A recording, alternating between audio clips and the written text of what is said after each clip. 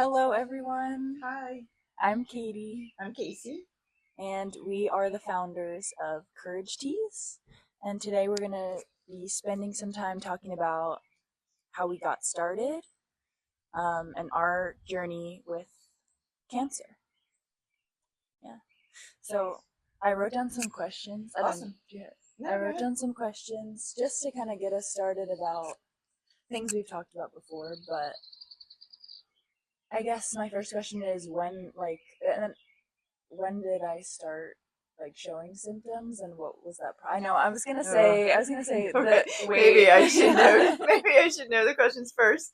Yeah, maybe I should preface with we're gonna be talking about some difficult things, Yes, but they're a part of life. they're part of our lives, and we have found that talking it through has been beneficial for both of us to kind of think about that time period and how it was and where we are now and what we experienced. So in January, Katie was playing basketball. You were playing basketball, and you came home with a hurt arm. But that night, you ended up with some crazy virus. So you weren't even talking about the arm until Monday. Okay. And then you were in a lot of pain. So we went to the pediatrician. Um, I think we ended up getting a cast, remember? Yeah, I did. You did. And the thing.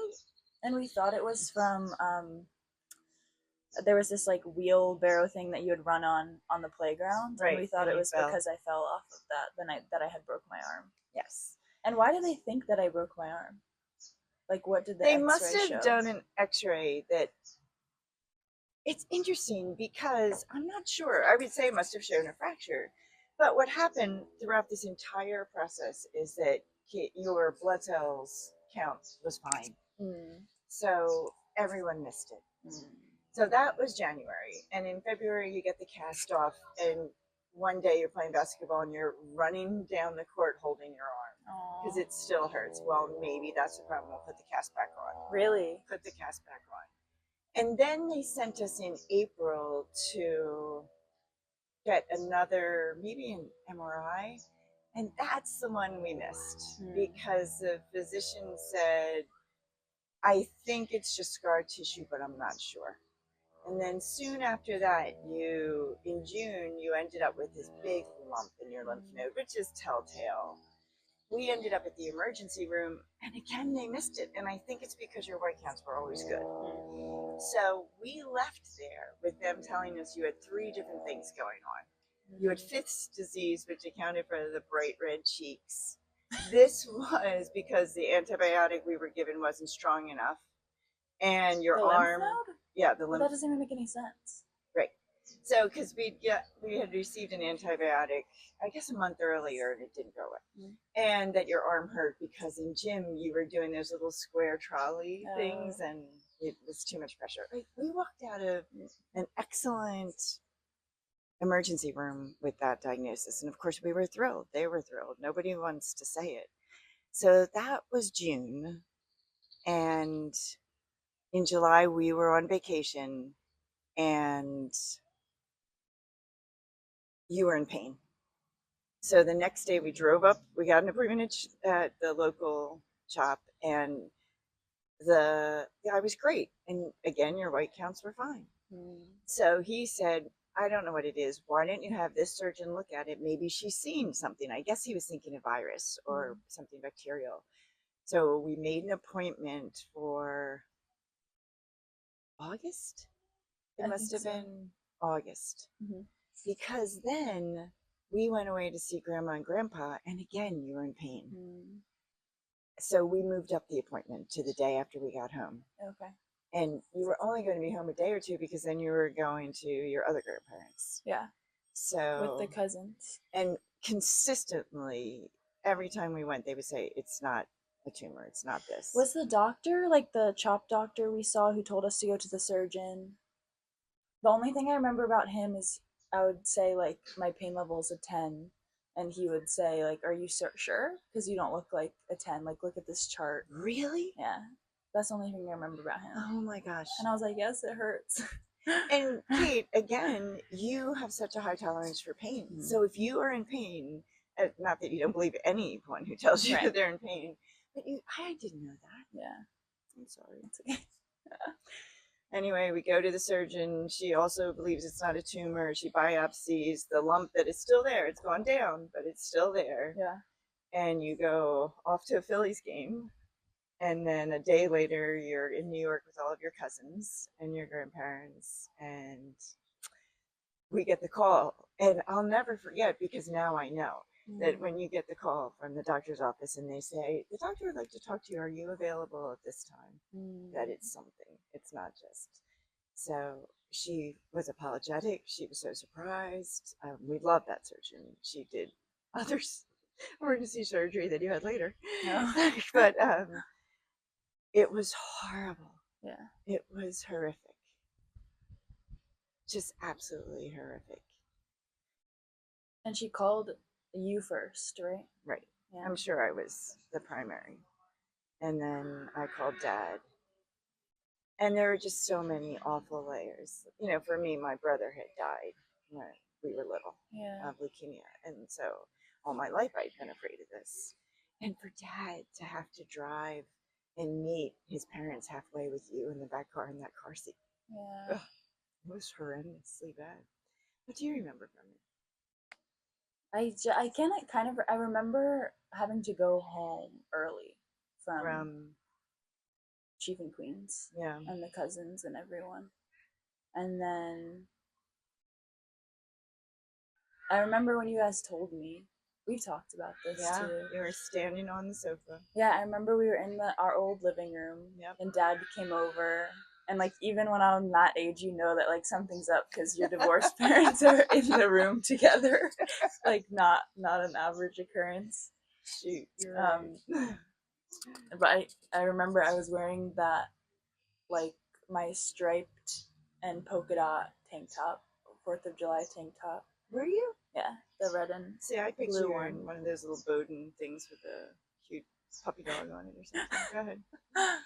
And I remember, like something like it was sort of normal. Like Dad picked me up, or we were just like playing around at first, and then you guys told me.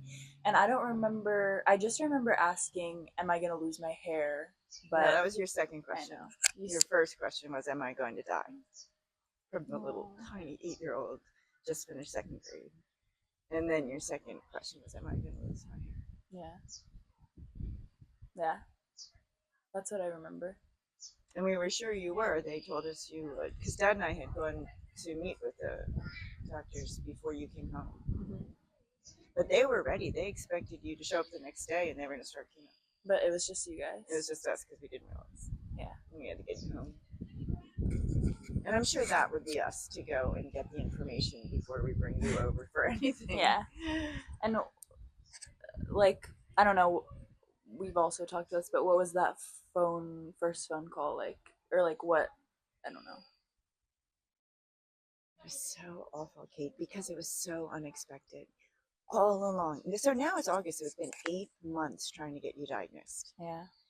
And then it continued, but it was truly horrific. No one expected it. They assured us all along that that wasn't it, or they didn't think it was going to be a tumor or cancer. And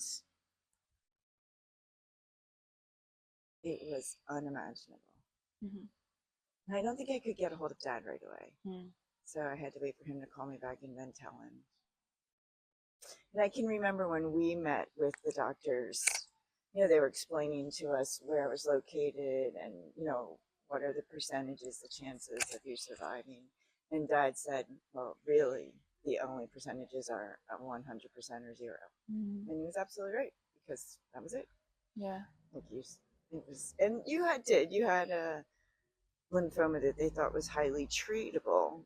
But then they were going to put you on this better protocol. It was not finished as far as it wasn't everyday protocol standard, but absolutely was going to become standard. It was less toxic, but they had made a mistake in the diagnosis. Really? Yeah. You actually had tumors in 2 areas, and some radiologists caught it. I feel like really just happened to catch it, which meant you had to go back to the old protocol, which for us was upsetting because we knew it was stronger doses of steroids and everything else. And we ended up switching physicians just because that's what they would suggest we do, which was a good move. Because we loved our new physician too. Mm-hmm. Yeah. What was that like for you and Dad? You have to remember, we were what, a year and a half from out of being divorced. Yeah. So we were probably still in that stage of pettiness a little bit, you know.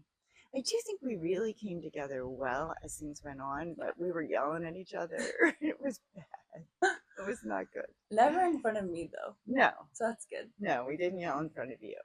And if I remember that when we went to treatments together, we were tight. Yeah. It was the three of us. We read, we played games. We were just a strong unit to make sure that your day went as well as we could, that you'd laugh, that we could bring some kind of joy.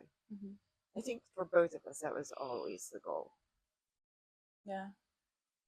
What do you remember? Or do you want to keep asking me? No.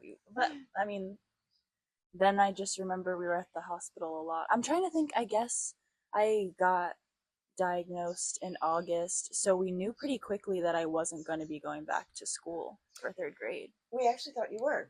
Right. Because the hard treatment started at the end of August, but there wasn't any reason that once that was over, you couldn't go back. So we just knew that I wasn't going back in September. Correct. I remember you being in pigtails so that they could first do the biopsy and then put your port in, implant your port. That first day of school was awful. People rallied, came over before then. Do you remember them bringing over, like a whole group of kids came over? And neighborhood kids and kids from your class, and they brought us snacks with inspiring messages on them. Oh yeah, I remember. And it was all purple because that was your favorite color. Yeah, that was super. And we had other friends who started with the purple bows around town, which really meant a lot. I mean, people were extraordinarily generous and good to us. The bows and the bracelets. Yep. I can remember your godmother, Mary Beth, came up, and we just did some shopping in town, walking around town, and she said, "Oh, you might want to get that because it's cold in the hospital, and you'll be in the hospital so much." It's like the things you remember. Yeah. And then, of course, things got worse, and you couldn't go back. Yeah. Like, really? How long did it take, do you think, to get like used to the new routine? Yeah, that was the most ridiculous. So one of the best things for me was that a friend of ours contacted another friend. A friend who we walked dogs with contacted a friend who had been through this. Right. And she came to see me, and she kept saying, "This is your new normal. It's just going to be your new normal for a while." And all I thought is, there's no way this will be normal to me. I don't even want to hear it. There I go. See. Oh, okay. We'll be back in a second. I'm getting a birthday present.